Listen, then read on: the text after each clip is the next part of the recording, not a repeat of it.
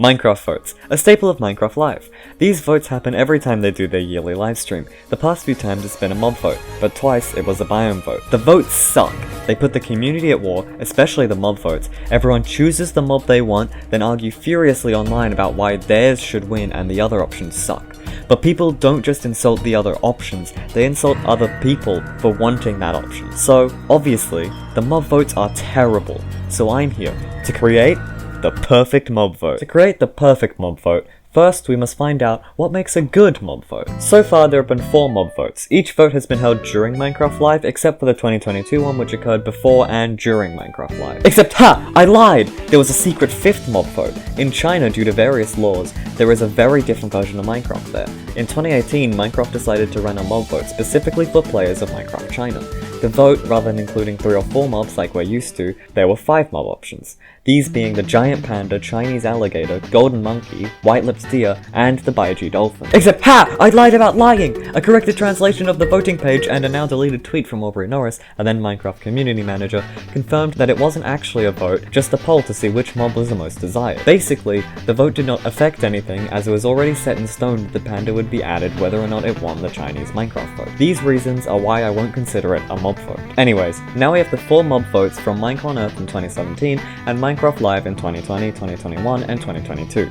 Now, you may say, well, let's analyze the mobs themselves to see how to make the perfect vote. But you're wrong! Or rather, you're right, but I'm not going to do that right now. There's more to a vote than just the candidates. In the first ever vote in 2017, Mojang stated, "The 3 ones that you don't vote for, they will be gone forever." Meaning every mob except the one that won would be scrapped forever and never come to the game.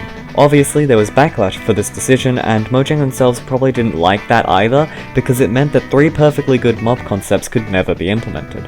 As a result, they changed the rules of the vote for the following years, saying that the mobs that do not win could be implemented later. However, this did not mean they had any plans to add the losing mobs, just that they weren't out of the question. One reason people feel the mob vote sucks is that it feels like if your mob doesn't win the vote, you probably won't get it at all. And I agree with these people. Only one thing that didn't win a vote has come to the game, that being mangrove swamps. As a result, it doesn't feel like, whoops, guess we have to wait another update or 2 for that mob.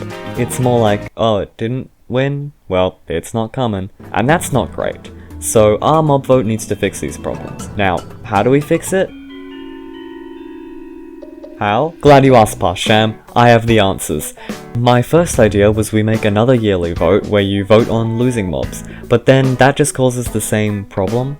So rather than that, we should just make it so each update adds the mob that won, the mob from the previous vote which came second, and the mob from the vote before that which lost. Seeing as currently the mobs aren't incredibly complicated, it shouldn't be too hard to do for the developers and leads to more content for an update, along with more player and voter satisfaction. Hello, future unscripted Sham here. I just want to mention I don't agree with this point. I've since realized that it wouldn't be a good decision, and you could say it would add more content to an update, but it actually wouldn't, because the time that they spend implementing 2 other mobs would then detract from whatever the other update is. The mobs themselves would probably be worse in quality if they had, because then they would have to focus on adding 3 mobs, and so I think I think this idea that I've suggested of adding 3 mobs an update is actually very, very flawed. I do reference this point later in the video. However, even developing a mob, it seems simple because it seems simpler than other features, but it would be just as complicated because you've got to go through so many steps to do game development. So adding 3 mobs an update, not a great idea. Ignore that point. Maybe share an idea on what to replace it in the comments, because I really don't like that point.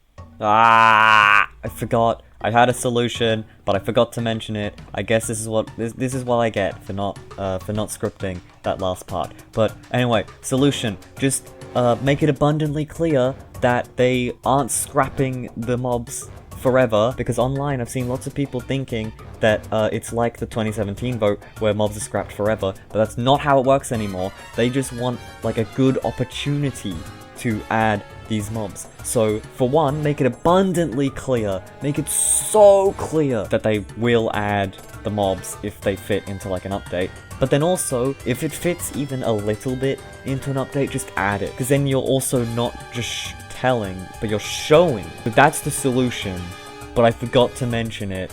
I hate myself. Anyway, I'm back to the editing dungeon for me. Bye. Damn it. Bye. All votes, except the 2022 vote, have had a system of voting of doing 2 votes, one with all options, and then one after which excludes the loser of the last vote to decide who wins. The system they did in 2022, where the vote is open before the livestream occurs and only 1 vote is done, is in my opinion better, as for 1, people who can't watch it live don't miss out on voting, and 2, people voting for the losing mob don't have to then change their vote to something else. Also in 2022, they ran the vote on an official Minecraft Bedrock server, on Minecraft.net and in the Minecraft Java launcher, as opposed to a Twitter poll which was done every year prior. Now we must finally turn to the mobs themselves. So every vote has had 3 mobs, except for the first which had 4.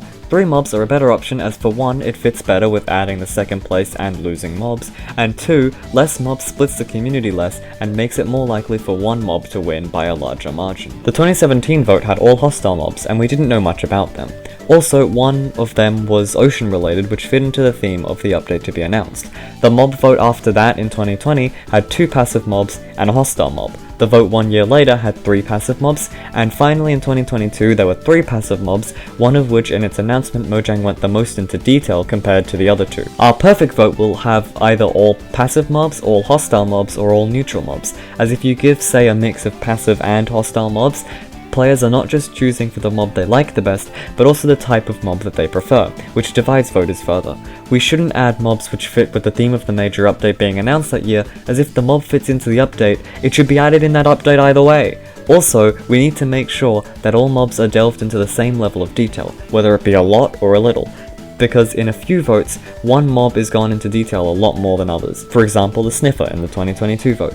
This leads to more players voting for that mob as more is known about it. Now, the way Mojang announces the mob options before the vote is alright. Some say they should show gameplay, but that would require them to develop the mob before it's even voted for, so I don't think the perfect vote should do that.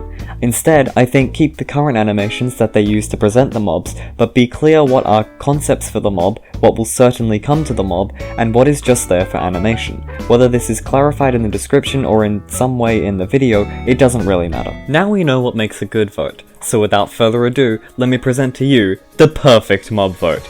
To begin, when videos for the mobs are made, there will be animations like we're used to, but it will be clear what is just for the animation, what are potential concepts, and what we will definitely get with the mob. All mobs will be talked about in the same level of detail, whether it is a lot or a little. The vote will consist of only 1 round of voting, and there will be 3 mob candidates.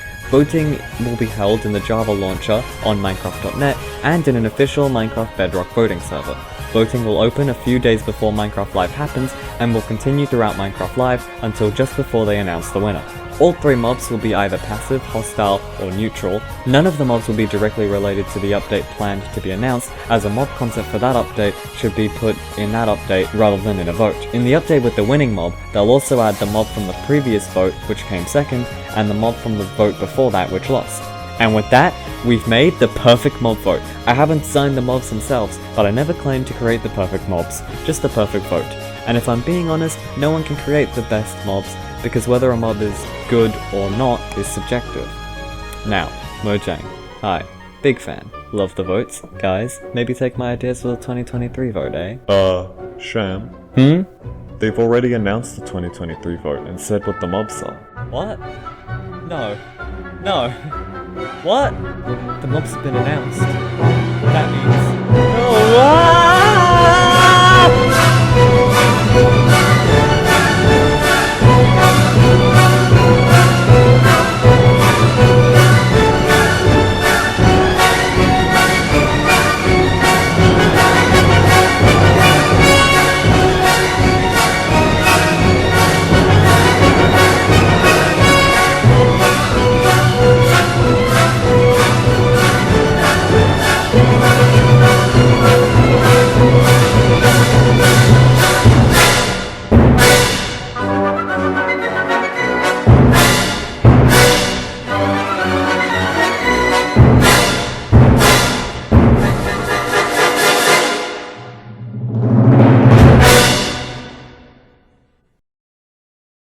I've failed.